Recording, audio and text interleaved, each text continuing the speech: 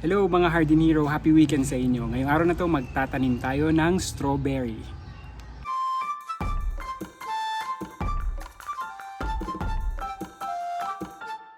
So ang strawberry na alaga ko, Sweet Charlie ang lahi niya. Galing siya sa Baguio, or bago yung 2020, around October or September 2019. So nagpunta ako ng Baguio at nanghingi lang ako ng apat na seedlings sa mga Benguet farmer, and tinry ko lang siya na patubuin sa Batangas. Ang Batangas ay 10 degrees hotter yung climate compared sa Benguet. Sa Baguio, sinubukan lang natin kung mabubuhay ba talaga siya sa Batangas. So Batangas is like 2 degrees lower lang siya compared sa climate ng Manila. So right now, pinapawisan ako siguro mga 34 degrees ngayon, alas 4 ng hapon. So mga 36 sa Manila. Tingnan natin, kamusta ba yung mga strawberry na halaman ko, na yung mga tanim ko. Isa pang pinagdaanan ng mga strawberries ko ay noong January 2020, pumutok yung bulkan. Nakwento ko yan sa Instagram. Sobrang namatay lahat ng mga strawberries ko hanggang sa ang nasave ko na lang na strawberry ay isang paso, 2 puno. Hanggang ngayon andito pa siya. Ito siya. Ito yung 2 puno ng strawberry na na-save ko nung pumutok yung vulkan. Dahil dyan, nagkaroon siya ng maraming mga runners, mga baby strawberry plants na napaparami ko na ulit siya unti-unti. So ngayon, 1.5 years later,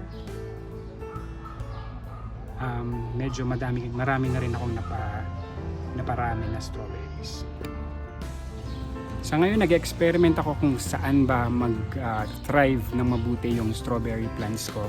Ang papakita ko ngayon ay yung directly planted sa lupa. Ito sila. 1, 2, 3, 4, 5, 6. So far, nabubuhay naman siya. May mga nalabas na siyang mga bagong dahon. So mukhang maayos naman itong lugar na to. Ang strawberry, mahilig siya sa araw. Gusto niya at least 6 hours na exposure sa sun. Ito, mga 8:30 in the morning, naaarawan na siya. Siguro hanggang mga 3 p.m. na nakukuha niya yung sunlight. So medyo mukhang okay siya dito sa spot. Explain ko dun sa isa pang spot kung saan meron akong tanim na strawberry. Ito yung runner. Dito siya nagpapadami. And then in between, may tinanim akong sunflowers. Nakikita niyo ba itong mga sunflowers? Ito ay para maka-attract ng mga butterflies, pollinators, mga bees and butterflies. So yung sinasabi ko na tower na taniman. So gaya na sabi ko kanina, gusto ng strawberry na mahabang exposure sa sun. Kaya siya yung nandun sa top layer ng tower. So ayan, sa baba, yung mga hindi masyadong mahilig sa araw na halaman like lettuce, green kale, arugula, and then ito na nga. Ngayon, kukuha na tayo ng seedlings o ng runners ng strawberry. So mapapansin mo, may mga ugat na siya. So pwede na natin siyang itanim. Puputulin ko na siya. Isang seedling na to. Ayan. Meron pa dito. Pwede na natin siyang kunin from the mother plant. Strawberry runner / seedling natin. Itatanim natin ngayon. So close up. Ayan, kumapay. Ayaw. Ay, gumana. Ayan. Anyway, ito na yung mga roots niya. Ayan. And then ito yung dahon niya. And then karugtun niya is another runner. Posibleng halaman ulit siya. Kailangan nating tandaan sa pagtatanim ng strawberry. Hindi siya kailangan hanggang dito lang yung lupa. Kumbaga nakapatong lang siya sa lupa. Ito. Hindi pwedeng hanggang dito yung lupa. Kasi kapag nakabunan siya ng lupa na hanggang dito, mabubulok siya. Ayaw niya nung nasasakal. Gusto niya malaya siya. So dapat nandito yung lupa, nakapatong lang siya. And then yung mga ugat niya, ito mga ugat niya, siya yung mismong pupunta sa lupa para kumuha ng nutrients.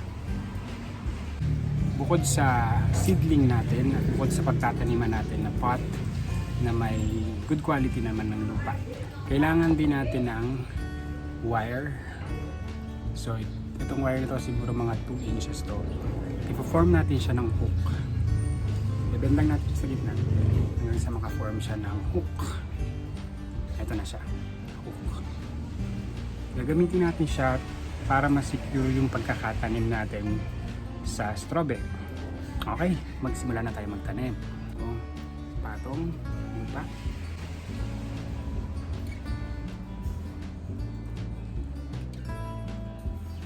And then, gamit yung hook natin, isi-secure lang natin yung strawberry plant. Gaya nito, gamit yung hook. Ito na siya. And then, yung iba, ang ginagawa sa mga ganito, like yung bagong runner, meron na rin siyang mga ugat. Ang ginagawa ng iba, pinapatong lang nilang ganyan and then ilalagyan nila ng hook. Pwede natin siyang gawin.